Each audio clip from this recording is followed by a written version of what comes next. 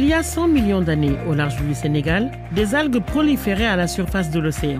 Après leur mort, ces algues se sont déposées au fond de la mer. Ces cadavres de végétaux se sont ensuite progressivement transformés en pétrole et en gaz, en s'enfouissant dans le sous-sol chaud de la Terre. Plusieurs millions d'années après leur formation, le pétrole et le gaz sont encore retenus dans les structures géologiques situées plusieurs kilomètres dans le sous-sol. Pour trouver ces pièges contenant éventuellement du pétrole et du gaz, les compagnies pétrolières viennent signer des contrats de recherche et de partage de production avec l'État du Sénégal qui leur demande de s'associer avec notre Société nationale Petrosen pour former une équipe. Cette équipe, pilotée par la compagnie pétrolière, effectue alors une échographie du sous-sol que l'on appelle sismique. Ces compagnies réalisent ensuite un forage durant lequel elles analysent le contenu des roches du sous-sol pour voir si elles contiennent du pétrole. Il s'agit là d'une opération risquée qui peut coûter plusieurs dizaines de milliards de francs CFA aux compagnies pétrolières internationales et qui pourtant se solde par un échec dans 80% des cas. De temps en temps, l'analyse des résultats de forage révèle l'existence de pétrole ou de gaz. Les compagnies et leurs partenaires, Petrosen, déclarent alors avoir fait une découverte. C'est ce qui s'est passé avec les découvertes de pétrole au large de Sangomar en 2014 et de gaz au large de Saint-Louis et Kayar en 2016. La politique d'attractivité menée depuis 1998 par l'État du Sénégal venait enfin de porter ses fruits grâce aux découvertes de SNE, Fan, Tortue, Teranga et Yakar.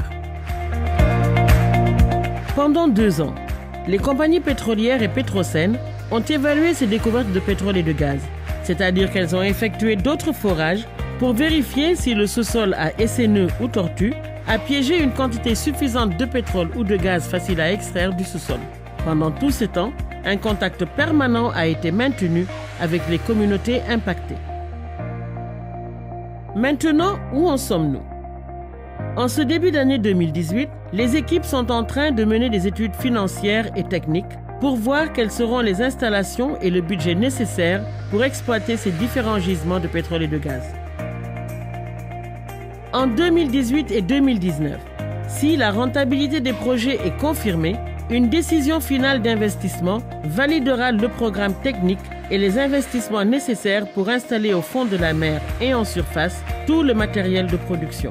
On entamera alors la phase dite de développement qui coûtera aux compagnies et à Petrosen un investissement de plusieurs milliers de milliards de francs CFA. Cette phase d'investissement difficile et technique pourra aussi générer des emplois et des opportunités pour les entreprises sénégalaises qualifiées. Entre 2021 et 2023, la production du gaz au large de Saint-Louis et des premiers barils de pétrole au large de Sangomar va démarrer.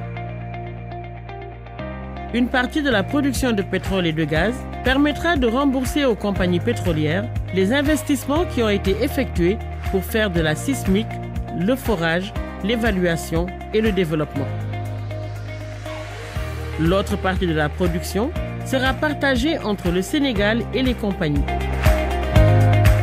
Dans ce partage, le Sénégal est toujours assuré de gagner plus de 50% des profits. Comment?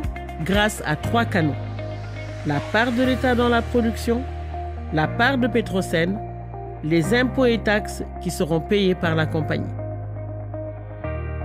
Depuis 2014, l'État du Sénégal et ses partenaires, les compagnies pétrolières, progressent à travers les différentes étapes qui permettent de débuter la production et de générer les premiers revenus. Après le démarrage de la production de ces hydrocarbures, l'État du Sénégal touchera donc sa part majoritaire dans les profits.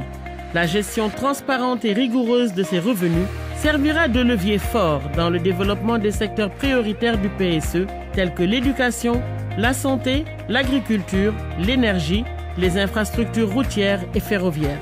Le pétrole et le gaz étant des ressources épuisables, une partie de ces revenus sera affectée dans un fonds intergénérationnel pour assurer la solidarité avec les générations futures à travers l'investissement et l'épargne.